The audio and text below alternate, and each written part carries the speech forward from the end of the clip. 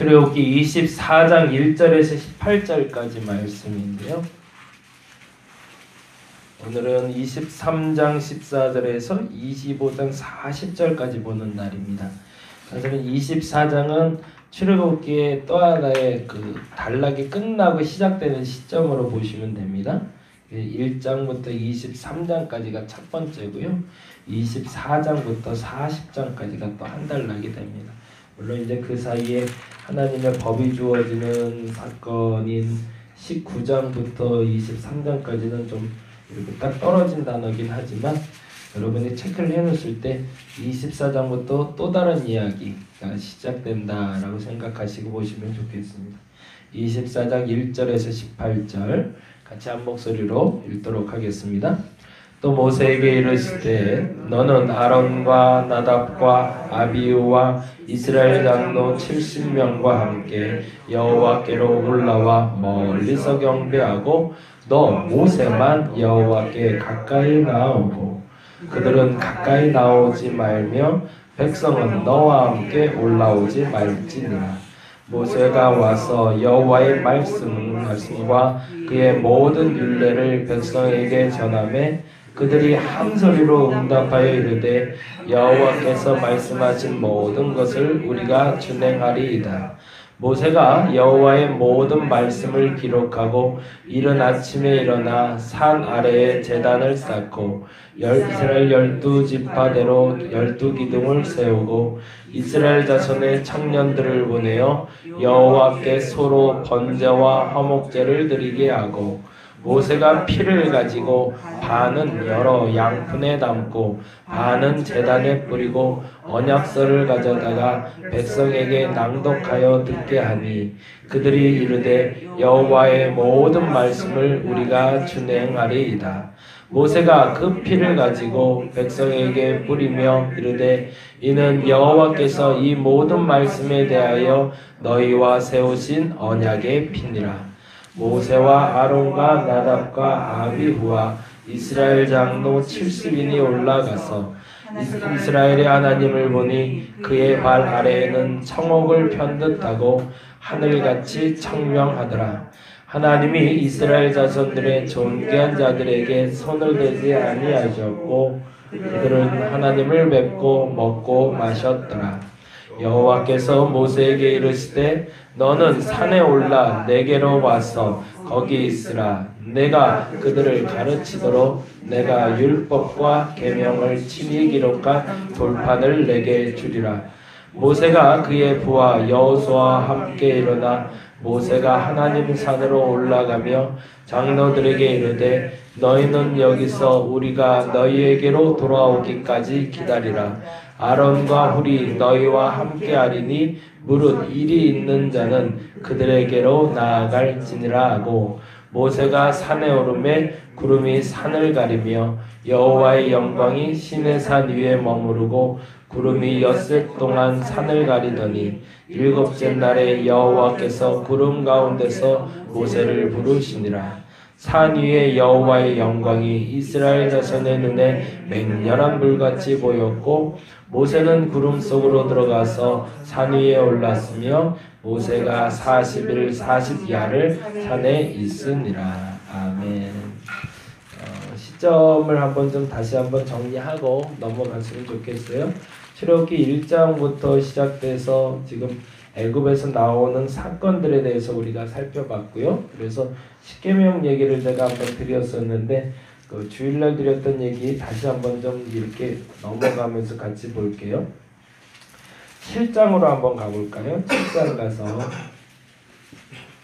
7장의 14절에 첫째 재앙 물이 피가 되는 장면부터 시작이 됩니다.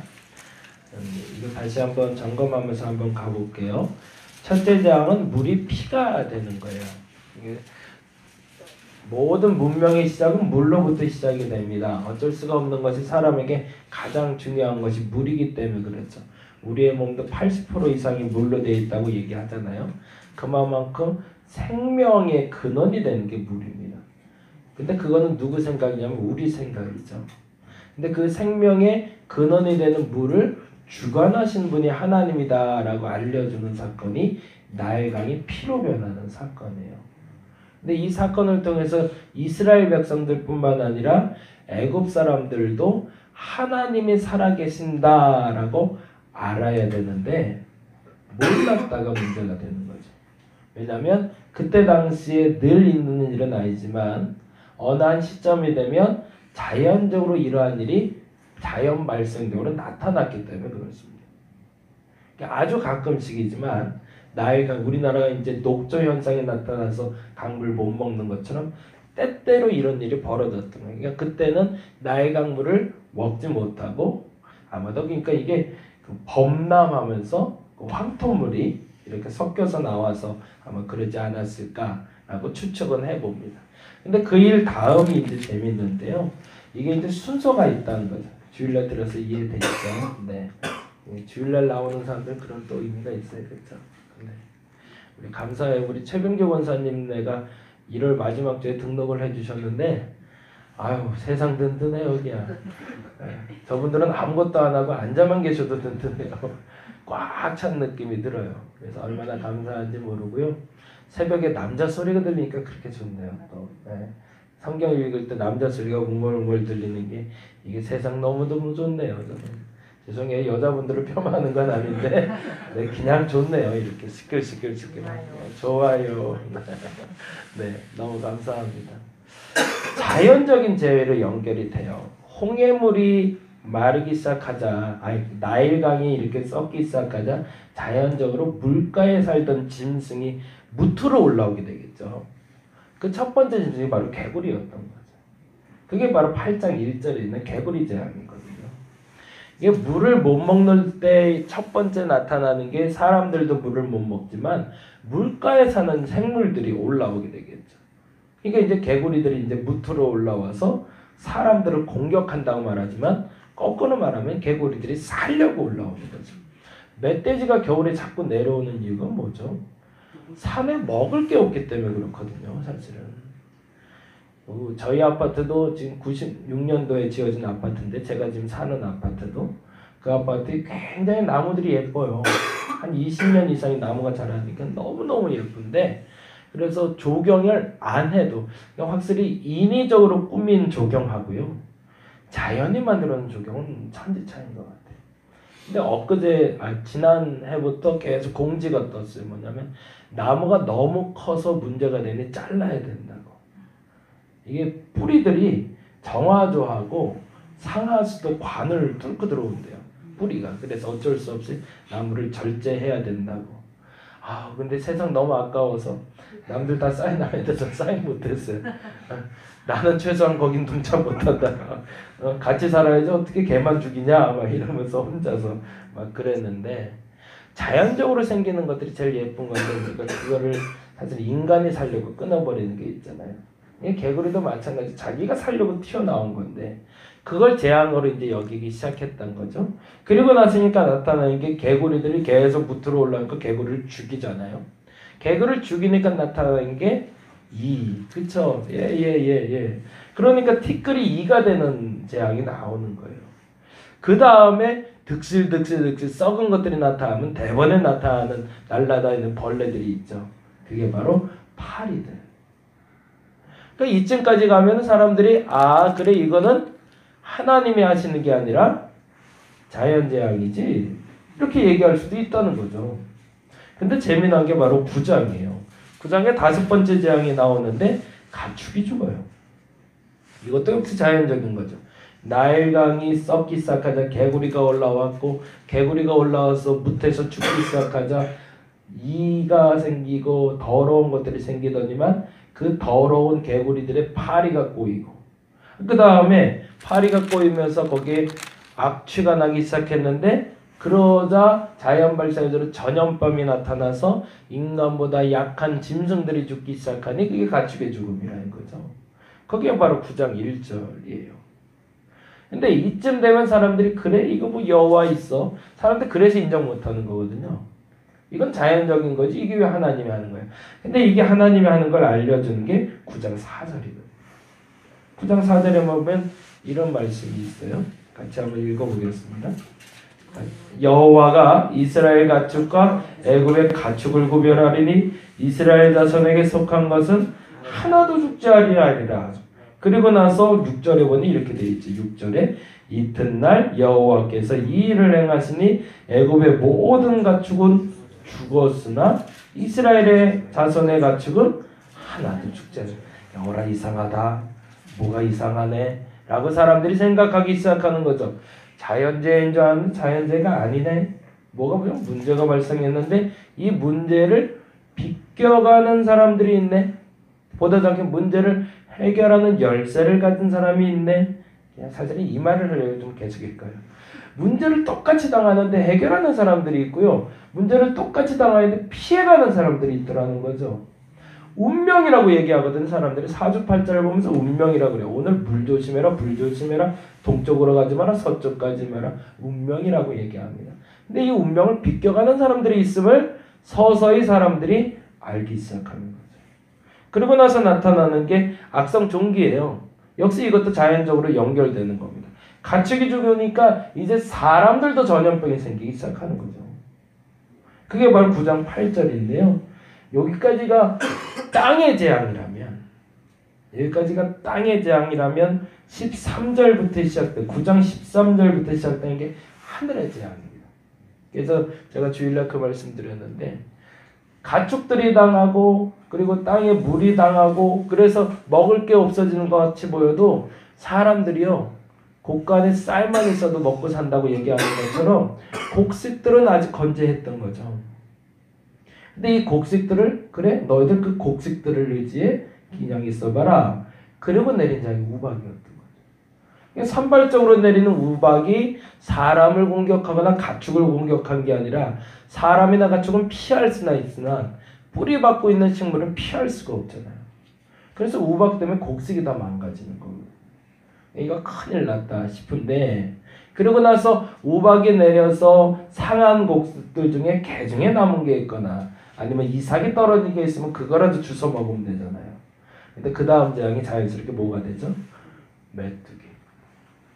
이거 무서운 거죠. 그래 남은 거라도 먹고 산다고? 아이고 남은 것도 없을걸. 그게 하나님 말씀인 거죠. 그러면서 메뚜기 불러다 다 먹어치우는 사건. 그러니 먹을 것도 없고 그렇죠? 가축들도 다 죽고 아무것도 의지할 것이 없다. 근데 살 수 있는 방법이 하나 있다고 그죠? 여호와 하나님을 의지하면 산다. 라고 사람들 입에서 고백하게 만들 때까지 계속 하나님을 가시는 거죠. 그리고 나서 8번째 메뚜기 재앙 끝난 다음에 나타나는 게 10장 21절에 흑암. 어둠이 임한다. 그래서 제가 주일날 그 얘기를 드렸는데 어둠 아마 이제 돌아가야 될 본문 말씀이 있다고 했어요. 뭐라고 그랬을까요? 창세기 1장 2절. 네. 하나님이 태초에 천지를 창조하시기 전에 있었던 그 흑암의 상태. 왜냐하면 어둠이라는 것은 우리가 아무것도 할 수 없게 만드는 것도 있지만 죄인지 아닌지도 모르게 만드는 상태가 되거든요. 근데 이 어둠 가운데 거룩을 찾을 수 있는 사람이 진짜라는 거죠. 그걸 알려주기 위해서 마지막에 흑암의 재앙을 하나님이 하게 하십니다. 사람들 보기에는 그냥 자연적으로 그래서 혹자들 중에 성경을 해석하면 아직도 그렇게 해석하시는 분도 종종 있어요. 이 10가지 재앙 얘기하면서 이건 그냥 자연적으로 산발적으로 일어났던 것이 모세가 천지를 읽어내서 했던 재앙의 어떤 단면이다 라고 얘기하는 분들도 혹 있습니다. 근데 중요한 것은 만일 그랬다면 구별되면 안 되는 거죠. 이스라엘 백성들과 동일한 장소에 살고 있는데 애굽 백성만 당하고 이스라엘은 안 당한다는 건 그것 자체는 거의 불가능한 일이라. 저와 여러분이 그 삶이 시작되는 게 신앙생활이라는 겁니다. 고난이 없는 것은 아니고요. 어려움이 없는 것은 아니고 그걸 우리 먼저 인정해야 돼요. 예수 믿고 나서 평탄할 거다? 착각입니다. 평탄하진 않습니다. 오히려 더 사람들보다 어려울 수도 있어요. 근데 문제는 그 문제 안에서 있는 해결의 열쇠를 우리가 갖고 있느냐 갖고 있지 않느냐의 문제인데 그 해결의 열쇠를 우리는 가진 사람들이라는 거죠. 근데 안타깝게도 그 해결의 열쇠를 우리에게 주셨음에도 불구하고 문설주에 피를 바르고 집 안에 있어야 되는데 바깥 나들이 하면 죽는 거죠. 예수 그리스도 안에 있어야 된다고 그렇게 얘기하는데 예수 그리스도 안에서 움직일 생각은 안 하고 딴 생각하는 거예요. 내 방법대로 살아보려고 애쓰다 보면 결국에 구원이 없음을 알면서도 그렇게 하는 사람들이 아주 가끔씩 종종 발생한다는 거죠. 과거 이스라엘 백성들은 그것을 경험했기 때문에 구원의 길인 6월절 어린 양을 잡고 그 자리에서 함께 머무는 시간을 보냈지만 우리는 그토록 전도하면서 그래서 이 그리스도 안으로 들어와야 된다고 하는데도 안 들어오고 있는 게 문제라는 거죠. 저와 여러분이 그 구원의 길을 놓치지 않기를 간절히 바랍니다. 그 경험이 사실은 그래서 첫 번째 경험으로 우리의 모든 문제 해결의 열쇠는 하나님께 있다 라는 걸 알려주는 세상적인 경험입니다. 그래서 예수 믿을 때 첫 번째 나타나는 경험은요, 하나님은 천상의 경험을 먼저 하게 하지 않으세요. 첫 번째 경험은 문제 해결액이라는 경험입니다. 남들과 동일한 문제를 경험하고 있는데 어떻게 해결해 갈까? 오직 방법은 그리스도 예수밖에 없구나. 그걸 알게 되는 게 신앙생활의 시작이에요. 그 두 번째 경험이 바로 오늘 나온 23장의 경험입니다. 24장 10절 갈게요. 24장 10절 말씀. 10절과 11절 말씀 같이 한번 읽겠습니다. 시작. 이스라엘의 하나님을 보니 그의 발 아래에는 청옥을 편듯하고 하늘같이 청명하더라. 하나님이 이스라엘 자손의 존귀한 자들에게 손을 대지 아니하셨고 그들은 하나님을 뵙고 먹고 마셨더라. 저와 여러분이 이 두 번째 경험을 할 수 있는 자리가 이 자리가 되기를 간절히 바랍니다. 천상의 경험을 말합니다. 우리가 말하는 신비 체험이죠. 이렇게 살았으면 좋겠습니다. 하나님 여기가 좋사오. 이게 이제 베드로가 했던 경험이거든요. 그 변화산에 올라가면 여기가 좋사오니 여기 초막셋을 짓되 주를 위하여 누구를 위하여 누구를 짓겠나이다. 내가 여기만 머물고 싶습니다. 이스라엘 장로들의 경험입니다. 여기까지 가져야 되는 거죠. 근데 더 중요한 게 있어요. 그리고는 내려와야 된다. 문제 해결을 통해서 하나님을 만났다면 그 다음에 하나님은 쭉 인도하십니다. 여러분 정말로 은혜로운 신비의 경험을 향해서 나아가게 하실 겁니다.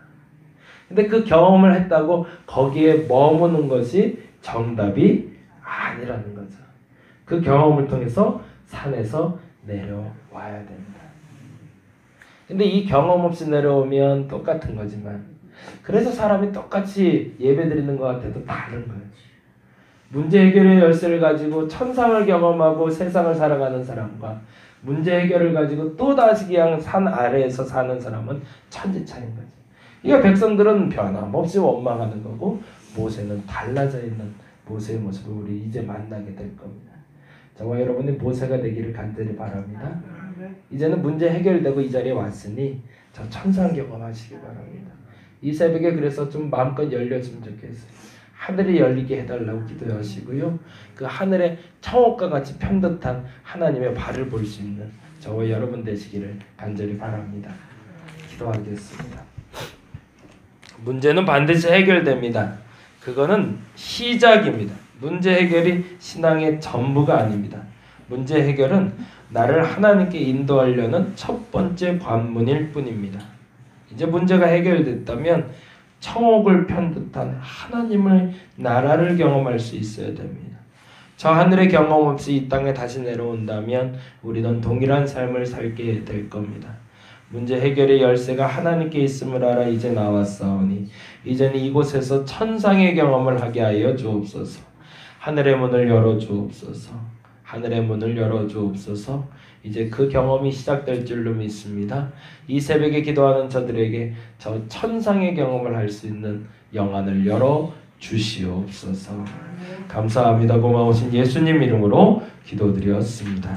다 같이 기도하고 돌아가도록 하겠습니다.